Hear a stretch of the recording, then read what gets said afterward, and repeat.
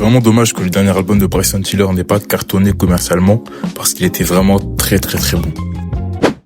Donc il y a quelques mois, Bryson Tiller a sorti son album Soulless and Devices et c'est dommage, le projet n'a fait que 15K en première semaine, ce qui est quand même très peu pour un artiste de son envergure en termes de nom, en termes de renommée. Et quand tu te penches sur le projet, pour moi c'est peut-être l'un de ses meilleurs.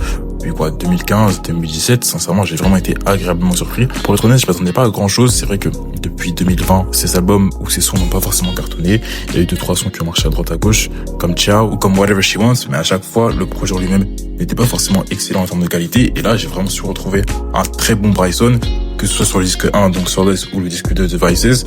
Il y a de très bons feats. Le feat avec Bossman Dilo, par exemple, qui a parfaitement pu incorporé dans son univers.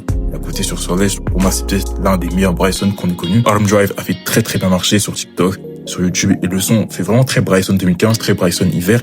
Et à côté, tous les sons comme Strife, l'intro, qui introduit parfaitement le projet. Theme aussi, qui est assez répétitif, au final, qui rentre assez bien en tête et qui est pas chiant. Interlude aussi s'incorpore parfaitement dans le projet. Et pour moi, l'album en général, le double album, était même très bon. Je trouve qu'à la réécoute, il s'écoute bien, et quand tu vois un peu les critiques au niveau des fans de Bryson, au niveau de la critique musicale en général, les gens ont vraiment l'air d'apprécier. Donc j'espère que à la longue, le projet aura la renommée qu'il mérite. Mais franchement, en termes de qualité, il a très bien produit.